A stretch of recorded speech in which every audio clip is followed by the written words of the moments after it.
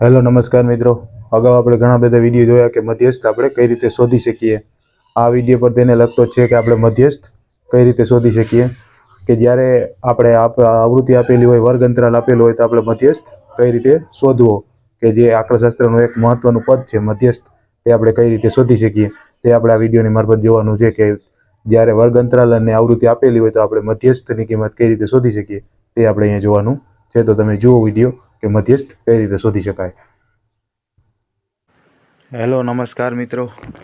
આપણે જોવાનું છે અહીંયા કે આપણે જે વર્ગ અંતરાલ આપેલો છે માહિતી, તેનો આપણે મધ્યસ્થ અહીંયા શોધવાનો કીધો છે। તો અહીંયા એક કોષ્ટક આપેલું છે અને તે કોષ્ટક પરથી આપણે એ કોષ્ટકનો મધ્યસ્થ શોધવાનો છે। તો સિમ્પલ આપણે પહેલાં જોઈ લઈએ કે n બરાબર કેટલા છે। તો કે n બરાબર 51 છે। તમે આવૃત્તિ છે, આવૃત્તિનો ટોટલ મારશો તો તમને ખબર પડી જશે કે n બરાબર ટોટલ કેટલા આવે છે।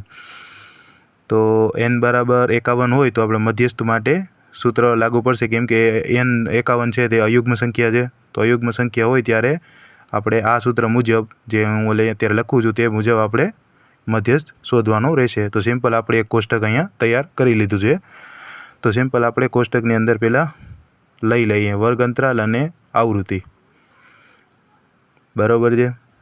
અને સિમ્પલ આપણે જે સ્ટેપ ઉમેરાશે કે સંચયી આવૃત્તિ, તે પણ અહીંયા સિમ્પલ લખી લઈએ છીએ કે સંચયી આવૃત્તિ। તો સિમ્પલ તમે વર્ગ અંતરાલ જે આપેલા છે તે અહીંયા આપણે લખી લઈએ છીએ। તો 140થી ઓછી, 140થી ઓછી એની અંદર આવૃત્તિ કેટલી છે? 4। 140થી 145 તે વાળો વર્ગ અંતરાલ છે, તેમાં છે આવૃત્તિ 7। 145થી 150 તે વર્ગ અંતરાલમાં આવૃત્તિ છે 18। એવી જ રીતે 150થી 155 વાળી જે વર્ગ અંતરાલ છે તેમાં આવૃત્તિ છે 11। અને સિમ્પલ 155થી લઈને 160 વાળો વર્ગ અંતરાલ છે તેમાં આવૃત્તિ છે 6। અને 160થી 165 વાળો વર્ગ અંતરાલ છે તેમાં આવૃત્તિ છે 5। સિમ્પલ આપણે આ કોષ્ટકમાં આપેલું છે તે અહીંયા લઈ લીધું છે। સંચયી આવૃત્તિ માટે આપણે તમે પ્લસ કરવાનો છે, બરાબર છે। 19 + 11 મતલબ 40। એવી જ રીતે 40 + 6 મતલબ 46 અને 46 + 5 મતલબ 51। આ આપણે 51 અહીંયા મળી ગયો છે। હવે આપણે મધ્યસ્થ વર્ગ અહીંયા જોઈ લઈએ તો મધ્યસ્થ વર્ગ કયો થશે? તો n/2, n/2 કરશું એટલે 25.5, આપણે 26.5, બરાબર છે। આ વર્ગ અંતરાલ, બરાબર છે। આ અવલોકન કેમ આવશે 26.5 વાળું? તો કે 145થી 155 વાળા વર્ગ અંતરાલની અંદર 26.5 વાળું અવલોકન આવશે। તો મધ્યસ્થ વર્ગ કયો થશે? 145થી 150 વાળો મધ્યસ્થ વર્ગ થશે। તો સિમ્પલ તમે L બરાબર મતલબ મધ્યસ્થ વર્ગની અધસીમા L લઈ લ્યો। એવી જ રીતે CF, CF મતલબ મધ્યસ્થ વર્ગના આગળના વર્ગની સંચયી આવૃત્તિ। F મતલબ મધ્યસ્થ વર્ગની આવૃત્તિ કેટલી છે? 18।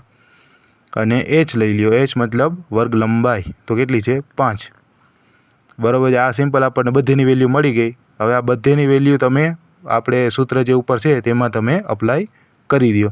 તો મધ્યસ્થ બરાબર L બરાબર 145, n/2 ની કિંમત કેટલી છે? 26.5, સોરી એક જ મિનિટ, 25.5 લખાઈ ગયા છે, એક જ મિનિટ, હા 25.5 થશે, સોરી।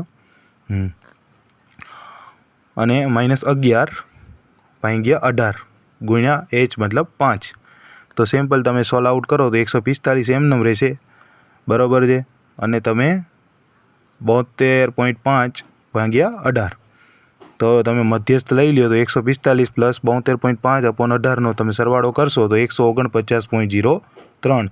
તો સિમ્પલ તમે જ્યારે કોઈ પણ કોષ્ટક આપેલું હોય તો તમે આ રીતે તેની સંચય